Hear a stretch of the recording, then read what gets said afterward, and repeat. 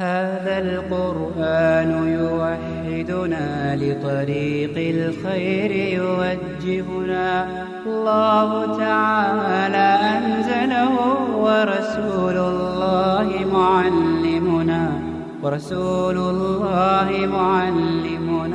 هذا القرآن يوحدنا لطريق الخير يوجهنا الله تعالى أنزله ورسول الله معلمنا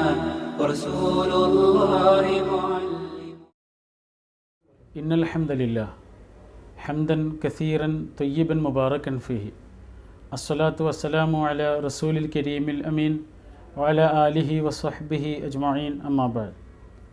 പ്രിയം നിറഞ്ഞ സഹോദരന്മാരെ, സഹോദരികളെ, സർവ്വലോക രക്ഷിതാവായ അള്ളാഹുവിൽ നിന്നുള്ള രക്ഷയും സമാധാനവും നിങ്ങളിലെല്ലാം സദാ വർഷിക്കുമാറാകട്ടെ എന്ന് ആദ്യമായി ആത്മാർത്ഥമായി പ്രാർത്ഥിക്കുകയാണ്. മോക്ഷത്തിൻ്റെ മാർഗം ആവശ്യമുള്ളത് മനുഷ്യനാണ്. മനുഷ്യനല്ലാതെയും ഒരുപാട് ജീവജാലങ്ങൾ ഈ ലോകത്തുണ്ട്. പക്ഷേ ആ ജീവജാലങ്ങളുടെയെല്ലാം സവിശേഷത, അവയെല്ലാം ജീവിച്ചു പോകുന്നത് ദൈവം അവയ്ക്ക് നൽകിയിട്ടുള്ള ജന്മസിദ്ധമായ കഴിവുകൾക്കനുസരിച്ചാണ്. ആ ജന്മവാസനകൾക്ക് അപ്പുറത്തേക്ക് വികസിക്കുവാനുള്ള ശേഷിയോ സ്വാതന്ത്ര്യമോ ജന്തുജാലങ്ങൾക്കൊന്നും ദൈവം നൽകിയിട്ടില്ല. എന്നാൽ മനുഷ്യൻ്റെ സവിശേഷത ഇങ്ങനെയല്ല. മനുഷ്യന് ജന്മവാസനകൾക്കുപരിയായി വികസിക്കുവാനുള്ള സാധ്യതകളുണ്ട്. ജന്മവാസനകൾക്ക് എതിരായി പോലും പ്രവർത്തിക്കുവാനുള്ള സ്വാതന്ത്ര്യവുമുണ്ട്. 100 കൊല്ലങ്ങൾക്ക് മുമ്പും 1000 കൊല്ലങ്ങൾക്ക് മുമ്പും ജീവിച്ച തേനീച്ച കൂടുകൂട്ടിയതെങ്ങനെയാണോ അങ്ങനെ തന്നെയാണ് ഇന്നും തേനീച്ച കൂടുകൂട്ടുന്നത്. 100 പൂക്കൾ നിൽക്കുന്ന ഒരു സ്ഥലത്ത് നിൽക്കുന്ന ഒരു സസ്യശാസ്ത്രകാരൻ, ആ സസ്യശാസ്ത്രകാരന് ആ പൂക്കളെ സംബന്ധിച്ചുള്ള എല്ലാ ജ്ഞാനവുമുണ്ട്. ആ പൂക്കളുടെ പ്രത്യുൽപാദനത്തെക്കുറിച്ചും അവയുടെ ജീവിതാവസ്ഥകളെക്കുറിച്ചുമെല്ലാം ആ സസ്യശാസ്ത്രജ്ഞന് അറിയാം. പക്ഷേ ആ പൂക്കളിൽ ഏതു പൂവിലാണ് ഏറ്റവും അധികം തേനുള്ളത് എന്ന് ഈ ശാസ്ത്രജ്ഞന് കണ്ടുപിടിക്കാൻ കഴിയില്ല. എന്നാൽ അതിൽ പാറിപ്പോകുന്ന ഒരു ചെറിയ തേനീച്ചയ്ക്ക് ആ കാര്യം അറിയാം. 1000 കൊല്ലങ്ങൾക്ക് മുമ്പ് എങ്ങനെയാണോ തേനീച്ച അത് കണ്ടെത്തിയത്, അങ്ങനെ തന്നെയാണ് ഈ കാലത്തുള്ള തേനീച്ചയും അത് കണ്ടുപിടിക്കുന്നത്. അതല്ലാതെ അത് കണ്ടെത്തുവാനുള്ള പുതിയൊരു സാങ്കേതിക വിദ്യ തേനീച്ചയ്ക്ക് വികസിപ്പിക്കുവാൻ കഴിയുകയില്ല. കാരണം എന്താണ്? അവ ജീവിച്ചു കൊണ്ടിരിക്കുന്ന ജന്മവാസനകൾക്കനുസരിച്ചുള്ളൊരു ജീവിതമുണ്ട്. ആ ജീവിതം 1000 കൊല്ലങ്ങൾക്ക് മുമ്പ് എങ്ങനെയായിരുന്നോ അതുപോലെ തന്നെയാണ് ഇന്നുമുള്ളത്. ഒരു തുമ്പിക്ക്, അതല്ലെങ്കിൽ ഒരു പുൽച്ചാടിക്ക് സ്വന്തം ശരീരത്തിൻ്റെ 20 മടങ്ങ് മുകളിലേക്ക് ചാടാൻ കഴിയും. ഒരു തവളയ്ക്ക് സ്വന്തം ശരീരത്തിൻ്റെ 10 മടങ്ങ് ദൂരേക്ക് ചാടാൻ കഴിയും. ഒരു മുയലിന് ഓടാൻ കഴിയുന്ന വേഗത എത്രയാണെന്ന് നമുക്കറിയാം. ആമയ്ക്കുള്ളതുപോലെ പുറത്ത് ഒരു രക്ഷാകവചം മനുഷ്യനില്ല. കരീബിയൻ കടൽ തീരങ്ങളിൽ നിന്ന് കടലുണ്ടിയിലെ പുഴത്തീരങ്ങളിലേക്ക് പാറിയെത്തുന്ന ദേശാടന പക്ഷികളുണ്ട്, ആർട്ടിക് ടേണുകൾ. ഈ ആർട്ടിക് ടേണുകൾക്ക് ദേശങ്ങളിൽ നിന്ന് ദേശങ്ങളിലേക്ക് പറന്നെത്തുവാനുള്ള കഴിവുള്ളത് ഏതെങ്കിലും ഒരു മാപ്പ് നോക്കിയിട്ട്, ഭൂപടം നോക്കിയിട്ട് അവ കണ്ടെത്തുന്നതല്ല. മറിച്ച് ജന്മസിദ്ധമായ കഴിവുകൾക്കനുസരിച്ച് അവ പാറി അകന്നുകൊണ്ടേയിരിക്കുന്നു. ഒരു ചിതലിൻ്റെ വീട് ആ ചിതലിൻ്റെ ശരീരത്തെക്കാൾ 1000 മടങ്ങ് വലിപ്പമുള്ള വീടാണ്. മത്സ്യത്തെപ്പോലെ നീന്തിക്കളിക്കുവാനുള്ള ചെകിളകൾ മനുഷ്യനില്ല. പറവകളെപ്പോലെ പാറിക്കളിക്കുവാനുള്ള ചിറകുകൾ മനുഷ്യനില്ല. ഇങ്ങനെയൊന്നുമില്ലാതെയാണ് മനുഷ്യൻ്റെ ജന്മം. എന്നാൽ ജീവജാലങ്ങൾ ഇതുപോലെയല്ല എന്നർത്ഥം. അവ ജന്മവാസനകൾക്കനുസരിച്ച് ജീവിച്ചുകൊണ്ടിരിക്കുന്ന ജീവജാലങ്ങൾക്ക് മോചനത്തിൻ്റെയോ മുക്തിയുടെയോ വിമോചനത്തിൻ്റെയോ ഒരു വഴി ആവശ്യമില്ല. മനുഷ്യനോ വ്യത്യസ്തനാണ്. മനുഷ്യൻ്റെ ജീവിതത്തിന് 2 തലങ്ങളാണുള്ളത്. ഒന്ന്, നമുക്ക് തീരുമാനിക്കാൻ സ്വാതന്ത്ര്യമുള്ള ഭാഗങ്ങൾ നമ്മുടെ ജീവിതത്തിലുണ്ട്. എന്നാൽ നമ്മുടെ ജീവിതത്തിൽ സ്വാതന്ത്ര്യമില്ലാത്ത കാര്യങ്ങളുമുണ്ട്. ഇപ്പോൾ ഞാൻ എവിടെയാണ് ജനിക്കേണ്ടത്, എങ്ങനെയാണ് ജനിക്കേണ്ടത്? മലമ്പ്രദേശത്ത് ജനിക്കണോ, മരുഭൂമിയിൽ ജനിക്കണോ? അതല്ല അറേബ്യയിൽ ജനിക്കണോ, ഇന്ത്യയിൽ ജനിക്കണോ? 6-ാം നൂറ്റാണ്ടിൽ ജനിക്കണോ 21-ാം നൂറ്റാണ്ടിൽ ജനിക്കണോ, വെളുത്തവനാകണോ കറുത്തവനാകണോ, സമ്പന്നതയിലാകണോ ദാരിദ്ര്യത്തിലാകണോ, ഇങ്ങനെയുള്ള കാര്യങ്ങളൊന്നും എനിക്കോ നമുക്കാർക്കുമോ തീരുമാനിക്കാൻ കഴിയുകയില്ല. ഇത് നമുക്ക് തീരുമാനാധികാരം നമ്മുടെ തന്നെ ജീവിതത്തിലെ ഒരു ഭാഗമാണ്. എന്നാൽ നമ്മുടെ തന്നെ ജീവിതത്തിൽ തീരുമാനാധികാരമുള്ള മറ്റൊരു ഭാഗമുണ്ട്. അതെന്താണ്? എന്തു പറയണം, എന്തു പറയേണ്ടതില്ല, എന്ത് ചെയ്യണം, എന്ത് ചെയ്യേണ്ടതില്ല, എന്തു കാണണം, എന്ത് കാണേണ്ടതില്ല എന്ന് തീരുമാനിക്കാനുള്ള സ്വാതന്ത്ര്യം നമ്മുടെ ജീവിതത്തിൽ ദൈവം നമുക്ക് നൽകിയിട്ടുണ്ട്.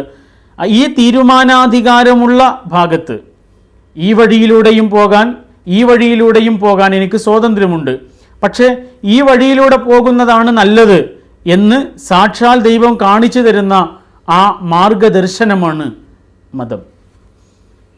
ഈ വഴിയിലൂടെയാണ് മോചനത്തിൻ്റെയും മുക്തിയുടെയും മോക്ഷത്തിൻ്റെയും മാർഗത്തിലേക്ക് എത്തുവാനുള്ളത് എന്ന് ദൈവം നമുക്ക് കാണിച്ചു തരുന്ന മാർഗദർശനം. അതാണ് യഥാർത്ഥത്തിൽ മതം. ഈ മതം നൽകുന്ന മോക്ഷത്തിൻ്റെയും വിമോചനത്തിൻ്റെയും പാത തിരഞ്ഞെടുക്കുക എന്നത്, അത് കണ്ടെത്തുക എന്നതാണ് യഥാർത്ഥത്തിൽ ജീവിതത്തിലെ മഹാവിജയം എന്ന് സൂചിപ്പിക്കുന്നത്. എല്ലാ മതങ്ങളും, ലോകത്ത് അവതരിപ്പിക്കപ്പെട്ടിട്ടുള്ള സർവ്വമതങ്ങളും അടിസ്ഥാനപരമായി ഈ മോചനത്തിലേക്ക് കാണിച്ചു തരുന്ന മാർഗദർശനങ്ങൾ ഏറെക്കുറെയൊക്കെ സമമാണ്. ഏറ്റവും പ്രധാനമായി എല്ലാ മതങ്ങളുടെയും വിശ്വാസത്തിൻ്റെ അടിക്കല്ലായി, അടിയാധാരമായി സൂചിപ്പിക്കുന്നത് ഏകദൈവാരാധനയാണ്. ഏകദൈവ വിശ്വാസവും ഏകദൈവാരാധനയും.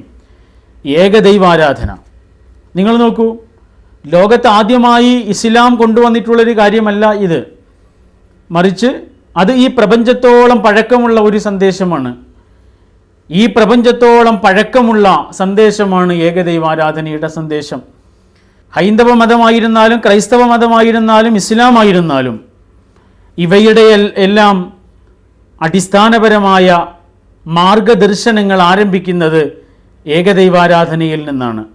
ഹൈന്ദവ വേദങ്ങളിൽ കാണാം, ത്വമേകം ശരണ്യം ത്വമേകം വരേണ്യം ത്വമേകം ജഗത് കാരണം വിശ്വരൂപം ത്വമേകം ജഗത് കർത്തൃപാത്രപ്രഹർത്ത ത്വമേകം നിശ്ചലം വരം നിർവികൽപ്പം. ത്വമേകം വരേണ്യം, നിന്നെ മാത്രമാണ് ഞങ്ങൾ ആരാധിക്കുന്നത്. ത്വമേകം ശരണ്യം, നിന്നിലേക്ക് മാത്രമാണ് ഞങ്ങൾ ശരണം പ്രാപിക്കുന്നത്. ത്വമേകം ജഗത് കാരണം വിശ്വരൂപം, നീ ഈ ജഗത്തിൻ്റെ മുഴുവനും കാരണമാണ്, ഈ വിശ്വത്തിൻ്റെ മുഴുവനും പ്രകാശമാണ് എന്ന് പറയുന്നത് ഹൈന്ദവ വേദങ്ങളാണ്. ഇസ്രായേല്യരെ കേൾക്കാം, നിങ്ങളുടെ കർത്താവ് ഏക കർത്താവാകുന്നു, ആ ഏക കർത്താവിനെ മാത്രം ആരാധിച്ചും വണങ്ങിയുമാണ് നിങ്ങൾ ജീവിക്കേണ്ടത് എന്ന് ബൈബിളിൽ ആവർത്തന പുസ്തകത്തിൽ സൂചിപ്പിക്കുന്നുണ്ട്. എല്ലാ മതങ്ങളുടെയും സന്ദേശമാണ്. നിങ്ങൾ നോക്കൂ, ഹൈന്ദവ മതം എത്രമാത്രം പറഞ്ഞിട്ടുണ്ട്, അന്തം തമഹ പ്രവിസന്ധിയെ സംഭൂതി മുപാസതേ എന്ന്. സംഭൂതിയായ എന്തിനെ ഉപാസിക്കുന്നവരും വ്യക്തമായ അന്ധകാരത്തിലാണ്. സംഭൂതിയായ ഒന്നിനെയും ആരാധിക്കരുത്. എന്താണ് സംഭൂതിയായത്?